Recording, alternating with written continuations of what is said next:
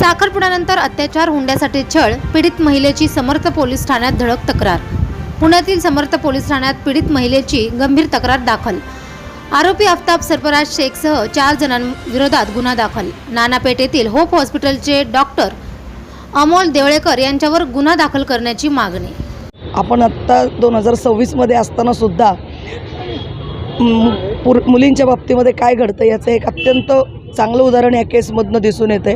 म्हणजे यासोबत आरोपीचे सगळे नातेवाईक तर सामील आहेतच, परंतु या केसमध्ये सगळ्यात महत्त्वाचं गोष्ट म्हणजे डॉक्टरांसारखा सेवाभावी पेशा असणारा डॉक्टरसुद्धा सदर केसची माहिती लपवण्याबद्दल कारणीभूत आहे।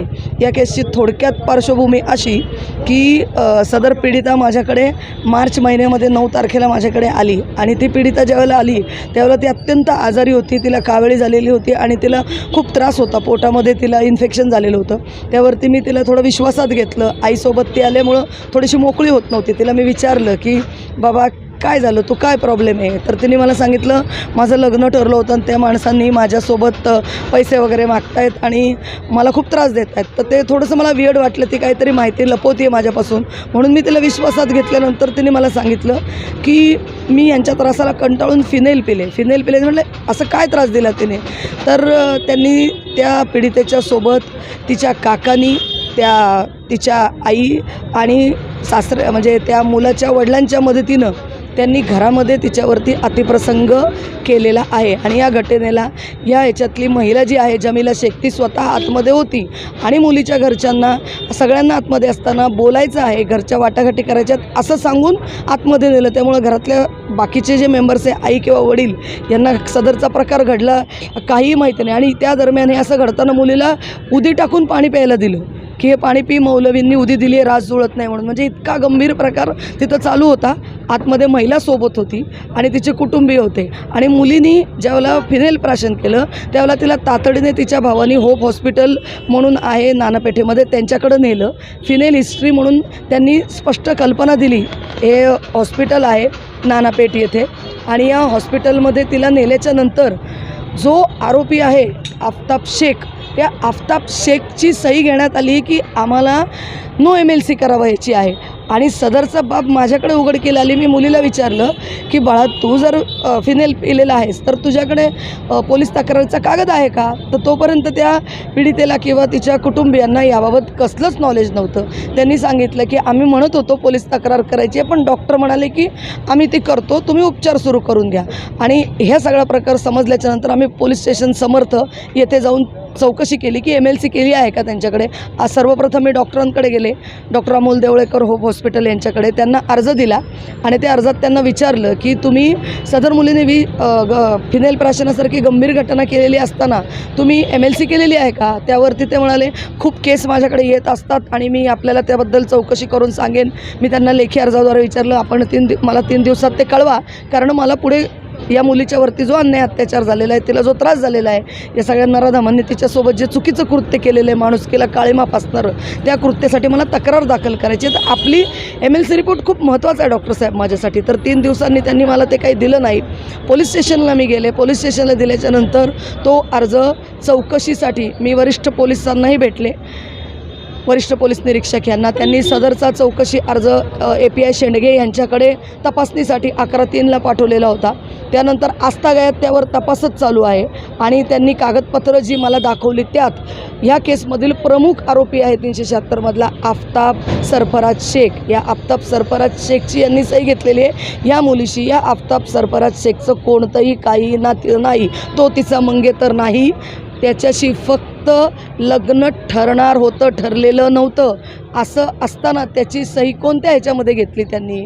आणि मुळात बेसिक नियम असा आहे की डॉक्टरांनी कोणतंही जो अशा केसेस येतात त्या MLC करणं हे अनिवार्य असताना डॉक्टरांनी ह्या लोकांशी मॅनेज होऊन, म्हणजे या आरोपी जे आहेत त्या आरोपींशी मॅनेज होऊनच MLC घेतलेली नाही।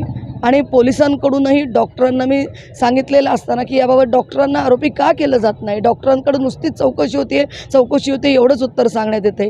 तर पोलीस प्रशासन याबाबत डॉक्टरांना का असं केलं हे विचारण्यास किंवा त्यांच्यावरती गुन्हा दाखल करण्यास जाणीवपूर्वक टाळाटाळ करत आहे असं माझं म्हणणं आहे। आज या मुलीवरती जो अतिप्रसंग गंभीर झालेला आहे. पैशाला तर त्यांनी तिला त्रास दिलाच आहे, नावावर घर घेऊन दे वगैरे. त्यानंतर तिच्यासोबत अतिप्रसंग केलेला आहे लग्न करतो म्हणून. आज ती मुलगी एवढ्या टोकाला पोचली होती की तिने आत्महत्येसारखं गंभीर पाऊल उचलले. तर अशा प्रकारामध्ये आम्ही FIR केलेली आहे. त्या सदर गुन्ह्याचा नंबर 93/2026 आहे. त्यातील 2 आरोपींना केवळ पोलिसांच्या ह्याच्यामुळं अटकपूर्व जामिनास जाण्यास वाव मिळालेला आहे आणि उर्वरित 2 आरोपी सध्या अटक आहेत. पण असे प्रकार 2026मध्ये महिलांना इतके सुरक्षा असताना जर घडत असतील तर महिला कुठली सुरक्षित आहे असा मला प्रश्न पडतो. आणि डॉक्टरांसारखे पांढरपेशे लोक केवळ स्वतःच्या चांगल्या पेशाचा दुरुपयोग करून अशा केसेस दाबत आहेत. त्याबद्दल मला असं म्हणायचं आहे की डॉक्टरांवरती अत्यंत गंभीर चौकशी बसवून डॉक्टरांवरती गुन्हा दाखल व्हायला काही अडचण नाही. तुम्ही संबंधित पोलीस अधिकाऱ्यांना त्या डॉक्टरबद्दल तक्रार दाखल करून घेण्यास सांगितले नाही? सांगितले, मी तसा अर्ज दिलेला आहे. तो अर्ज त्यांच्याकडं तक्रार अर्ज मी त्यांच्याकडं मी तक्रार अर्ज दिलेला आहे. तक्रार अर्जावरती मी त्यांना असं सांगितलं होतं की बाबा पॉयझन हिस्ट्री जी आहे ही हिस्ट्री त्यांनी लपवलेली आहे. कारण डॉक्टरांचं असं म्हणणं पडलं की ती फिनेल पिलेलीच नव्हती, ती आली होती जुलाब आणि उलट्यांसाठी. तर उलट्या जुलाबांसाठी ती जर आलेली आहे तर संबंधित हा जो फोटो आहे याला रायल हे म्हणतात नाकात नळी घालून प्रोसिजर करणे. तर उलट्या जुलाबासाठी नाकात नळी घालून प्रोसिजर केली जात नाही. आणि त्याबाबत पोलिसांना वारंवार सांगून पोलीस म्हणजे थोडक्यात API शेंडगे साहेबच हे उत्तर देत आहेत की चौकशी चालू आहे.